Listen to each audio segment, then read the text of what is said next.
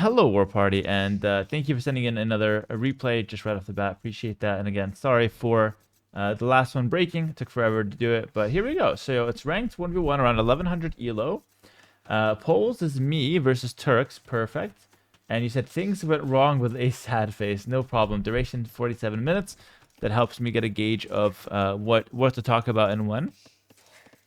And no worries, I got you. So 1100 elo, I expect a decent Dark Age and a good game plan. I like that you're actually cutting diagonally, by the way. That's a Patreon only thing. Even pros aren't doing this. This is so good.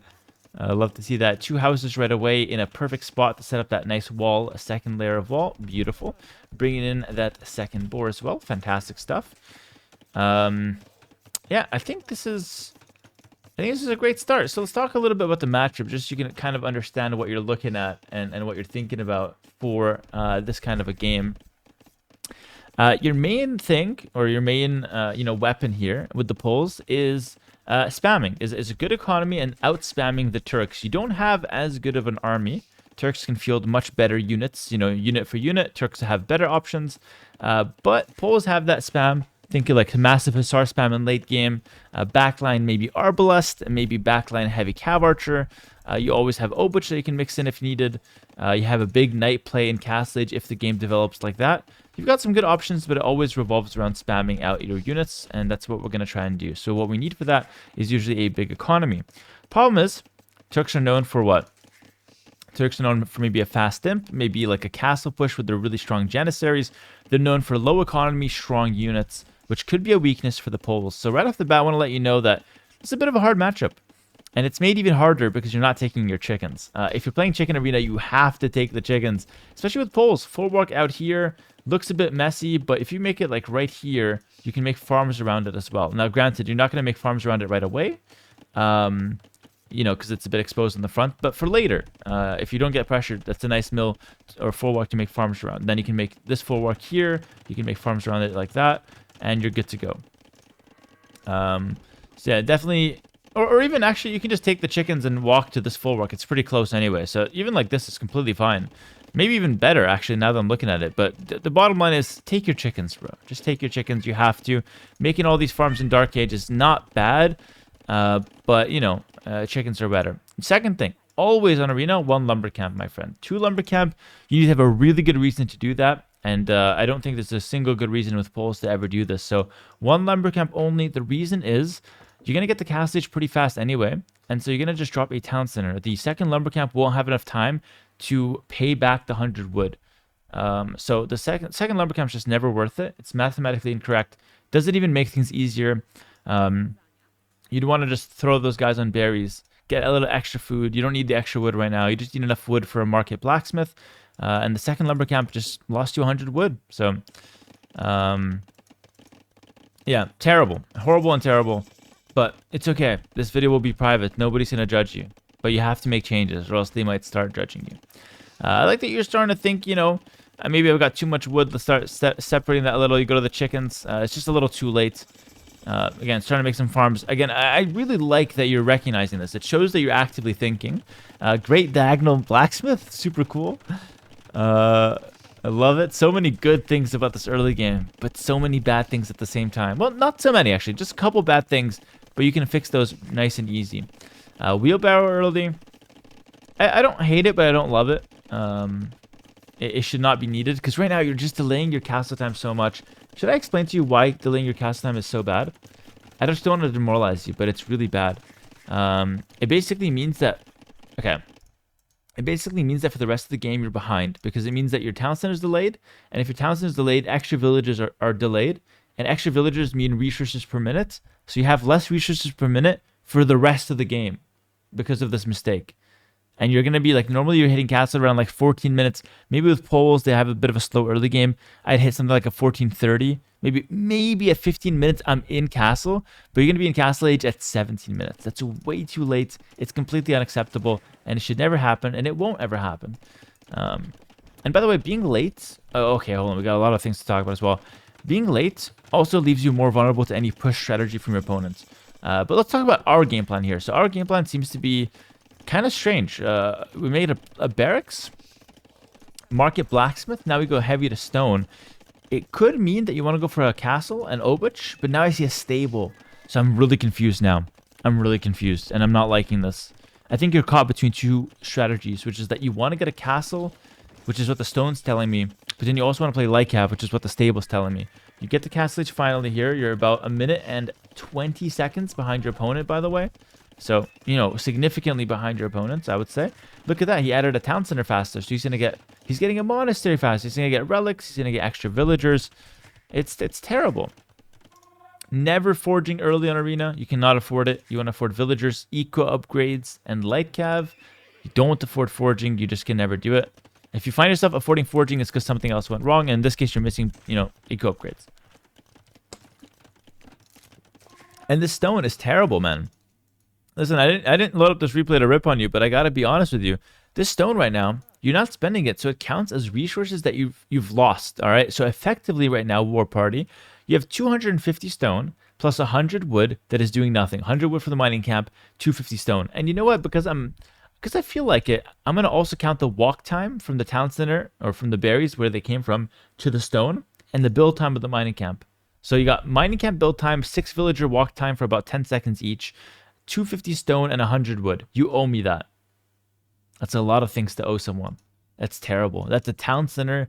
That's a third town center. You could have a third town center right now. And we already talked about why it's so good to have a third town center. Compounding that villager, a creation, compounding those resources per minute, leading to more and more advantage. You know, it's crazy. Like, delaying your town center is crazy.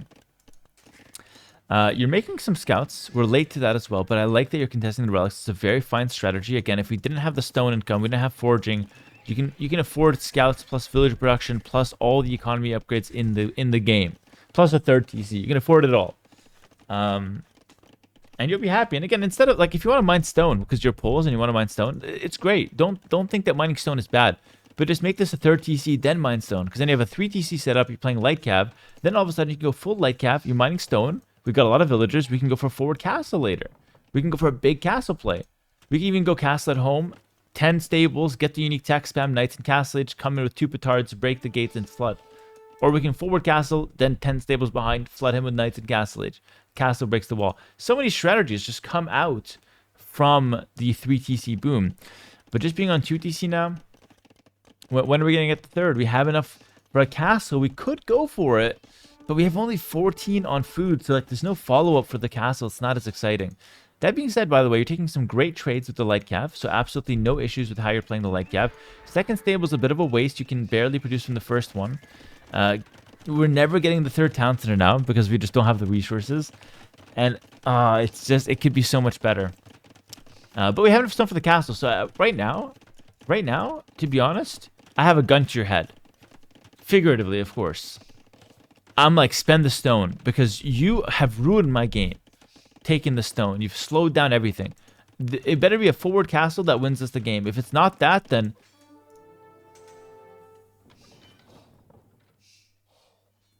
Oh my... War Party, what are we doing, brother? What are we doing?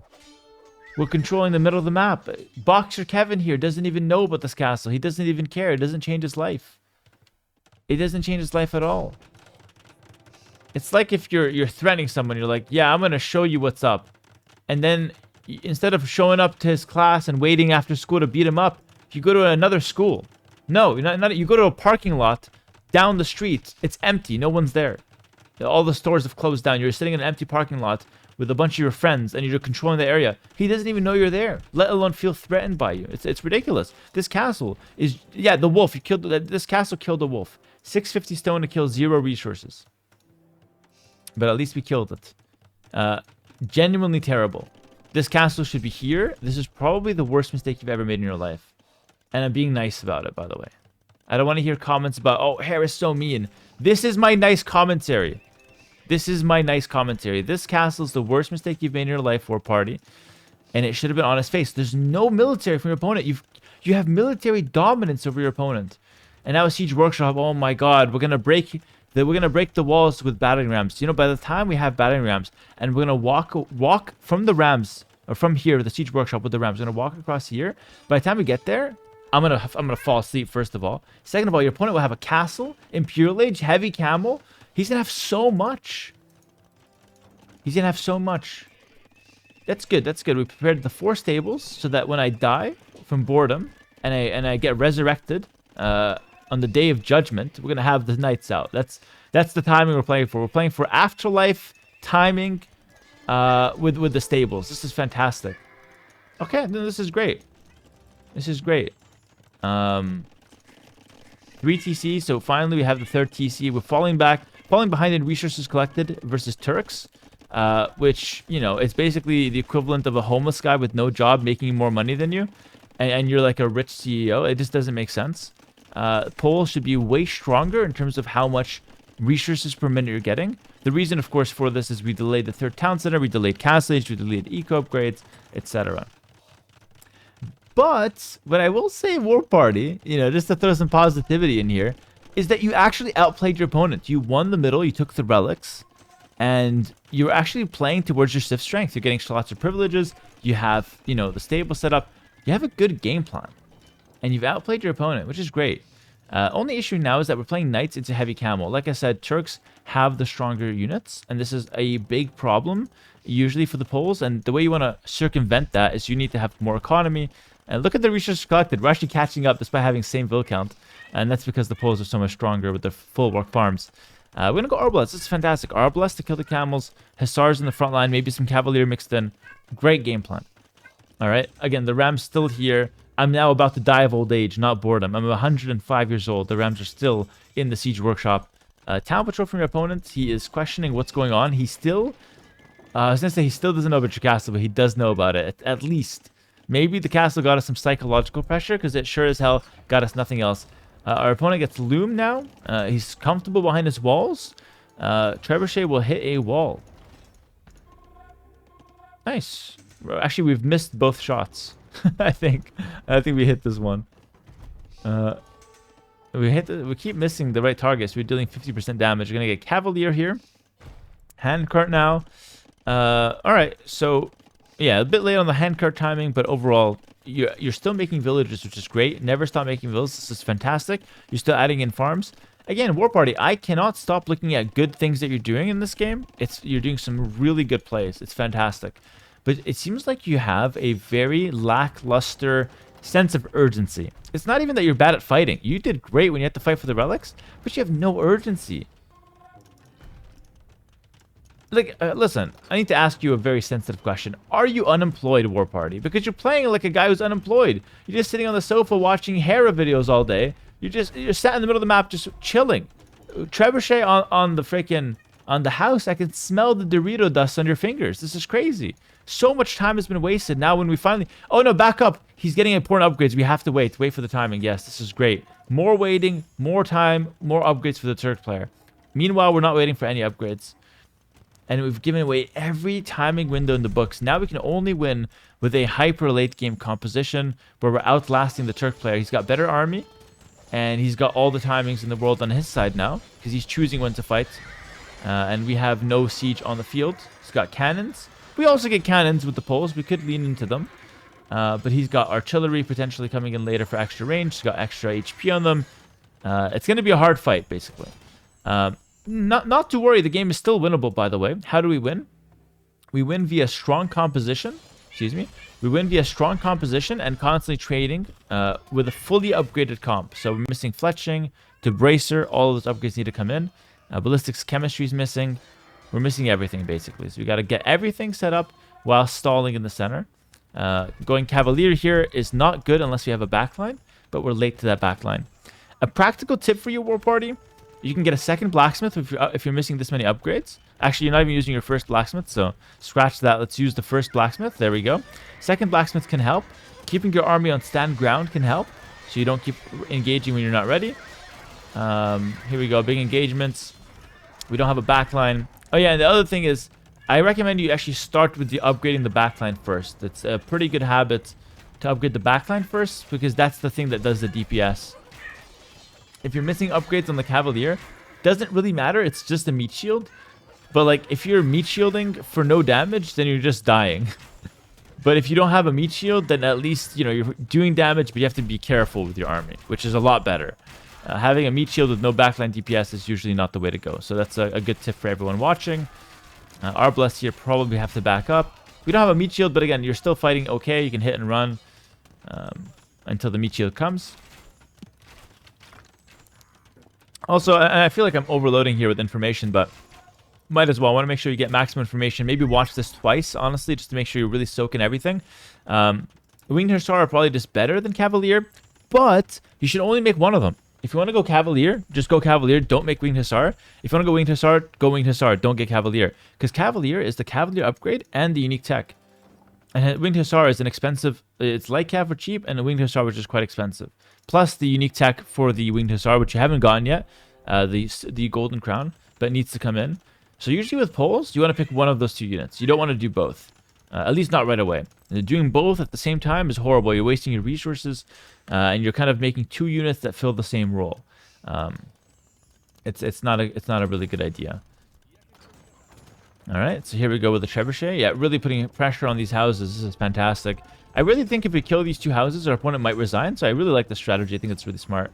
Sorry, I can't help myself. Maybe a little too snarky. I apologize, War Party. It's just that I hope you can understand it. I've just been watching armies sit in the middle of the map for a long time now. Snarkiness just tends to come out. All right, here we go. Cannon comes out. Opponent is doing some nice healing there. No herbal medicine for him, so it's not that good. And here, so again, the strategy here is that we want to fight endlessly. Fight, lose it, back up, fight, lose it, back up. Keep doing that until our opponent runs out of gold. Turks, no gold, are a lot weaker. That's what you're trying to do. I know it sounds grim, but look at that fight. We got shit on. That's kind of by design. I know, I feel like I'm clapping for, a guy that just got, last place in the competition. Yeah, really good job. You lost all your units. But in this specific situation, I'm not even being sarcastic. That was actually a good play. Took a slightly bad fight, lost some Hussars, but we killed gold units. Look at this. A lot of gold units. You're going to fight, lose, fight, lose. What you don't want to have happen is big fight, lose badly, get snowballed, lose the game. Fight, lose a little, go back. Fight, lose a little, go back. Never lose the Arbalest. Keep going back. That's how you play the game. And you'll win eventually. You got 3 relics. You got poles set up. Everything's looking great. Here we go. Camels are coming in. Yeah, Arbalests are on the field. Yeah, this is great. Actually picking up the Janissary. Winged Hussar can run. Actually, I'm not even sure we lose this game. We should be winning this game. We're doing a great job with these fights. War Party, I'm loving what you're bringing to the table here. This is fantastic. All right. We should move with these Arbalests, hit and run, but it's not the end of the world. We lost our middle of the map castle, which is hilarious because right now we actually want the middle of the map castle to control the resources, and now we don't have it. So we had it through all the time where it didn't matter. Now we need it and we don't have it. Also, 3 archer ranges and what is this? 16 stables? This is crazy. It's like hold on. 16 stables, 3 ranges. It's like you go to the restaurant and you're like, yeah, I'll have a steak and fries. And they bring you 40 steaks and 1 fry instead of 1 steak and 40 fries. It's like, listen, I get that we want to spam Hussars, but let's make a couple extra ranges. Like the real ratio here should be like 6 ranges and then, okay, 16 stables. That's fine. And again, you're not really hurting on wood, but like 3 ranges is very little. It should be like 6, maybe even 8 ranges. So you can really get the number of backline DPS on the field. And then you can spam infinite stables. 16 stables is not a mistake. Let me remind you on that. But staying on 3 ranges only is, okay? But yeah, we should be fine. You said that things went wrong, but I think you lied to me. In 3 minutes, we win this game for sure. There's no way we lose this game. Yeah, you're doing a great job. You're trading well. Your opponent's almost out of gold. Well, he's got 6,000 food in the bank, but he's not really spending it. You're spamming a lot of units. You're doing a good job keeping your population high. This is great. Yeah, why did I think you lose this? You said things went wrong, sad face. Oh, the Rams are coming out. Hera's 145 years old. He's the Guinness World Record. No one knows. Doctors don't know how he's still alive, okay? And the rampage is finally happening. It's my 146th birthday. Bilbo Baggins is jealous of how long I've outlived him. And the Rams are coming out. Hold on. We're not even attacking with them. We're just sitting in the middle of the map. At this point, I'm convinced you have like a middle of the map fetish or something. Like it's an obsession like I've never seen before. This is ridiculous. But here we go. Rams finally mustering up the courage to hit these walls. Unfortunately, our opponent has fortified walls. So now it's not going to be an easy break. But you actually have great production, which is solid. Sorry, hold on. Actually, my fault. This is actually a great play. We're playing for the cap ram timing with Siege Engineers. That makes sense, actually. Hold on. Play for the cap ram timing. 46-minute ram push. I actually, jokes aside, do like this cap ram. Because why not? It's only 300 food and puts the pressure on your opponent. Also very good against walls, these cap rams. Walls also get siege rams, by the way. It's a very versatile, a very full and complete civilization. Siege Engineers, a great upgrade. Going to help you cannon down in this castle. It's going to help you ram your opponent's ass, potentially breaking in through these houses. War Party, you've done so much right. I genuinely feel like you're a much better player than 1100 ELO. And my job here is to get you out of 1100 ELO. And you're going to go in. Yeah, you're going to win this game. It's over. Why the hell did you say that things went wrong? Sad face. Okay. I feel like I've been baited. I mean, listen. No, to be fair, you didn't lie to me. Things did go wrong. But I thought you lost this game. You actually ended up winning. Fantastic play. Listen, you won this game. So everything I said, you don't need to hear it. You won this game. Just do the same thing again and hope to win the next one. That's how you get better at this game. This is such a fun replay. I'm definitely posting this to YouTube. I had so much fun. I flamed you. I complimented you. I flamed you. I complimented you. I died of old age, reincarnated, lived through some tough times, saw a victory in the end. I mean, this was a roller coaster of emotions, but a very, very fun game to watch. Hopefully my commentary was helpful. I'll give you a small recap. Basically, kill your opponent when you can and don't do nothing for 30 minutes. Hopefully that helps, man. But yeah, all jokes aside, I gave so much information in this rec. Watch it once, watch it twice. For those at home, watch it as well. You can benefit so much from my commentary in this one. I try to make it fun to watch, but I also try to give some important feedback and, keep the essence of a rec review there. And hopefully I've done a good balance with that. But let me know if you guys did enjoy this. Share it with your friends, post it on Reddit, do your things, get the numbers up. If the numbers are looking good, I'll post more rec reviews. Otherwise, I just do it private. So like, comment, subscribe. And if you're interested in getting your own game reviewed, just check out my Patreon. You can get the service there. There's so much other content on Patreon that you can pick up. So again, link in the description for the Patreon. All my exclusive guides and content are there. I offer so many extra services for you guys if you're looking to get better at this game or looking to get closer to me or closer to the Patreon community. That's the way to do it. And without further ado, let's end the video. Like, comment, subscribe once again, and I'll see you guys in the next one. Peace.